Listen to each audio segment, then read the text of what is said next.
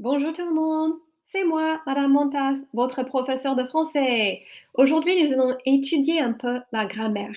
Nous allons étudier l'infinitif au passé.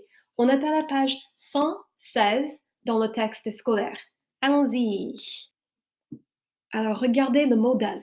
J'ai regardé la télé après avoir fini mes devoirs. Alors, je finis mes devoirs et après, je regarde la télé.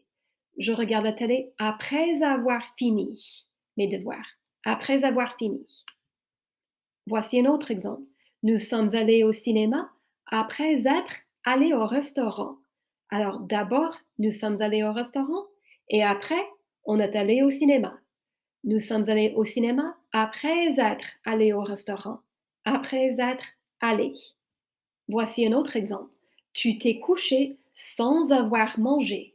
Sans, ça veut dire without. Tu n'as pas mangé. Alors, tu n'as pas mangé et puis tu t'es couché. Tu t'es couché sans avoir mangé.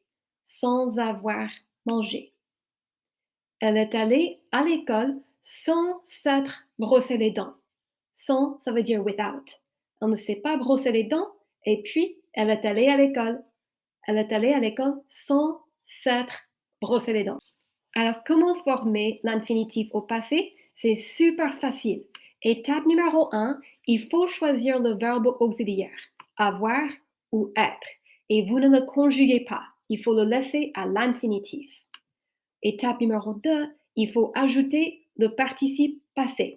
C'est tout, c'est super facile. Alors voici un modèle, le verbe manger. Quel est le verbe auxiliaire du verbe manger? Avoir ou être? Avoir. Étape numéro 2, il faut ajouter le participe passé. Quel est le participe passé du verbe manger? Manger. Alors, l'infinitif au passé, avoir, manger. Alors, voici un autre modèle. Le verbe arriver. Quel est le verbe auxiliaire du verbe arriver? Avoir ou être? C'est le verbe être parce que arriver, c'est un verbe Dr. Mrs. Vandertramp.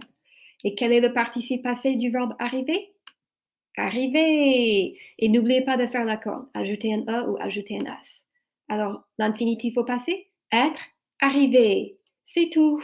Alors, voici un autre modèle. Le verbe se laver. Quel est le verbe auxiliaire? Avoir ou être? Être, parce que se laver, c'est un verbe réfléchi. Quel est le participe passé? Laver.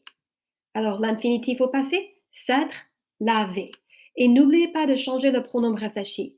Me, te, nous ou vous. Il faut changer le pronom réfléchi. Alors, c'est tout. Nous allons pratiquer ça en classe demain.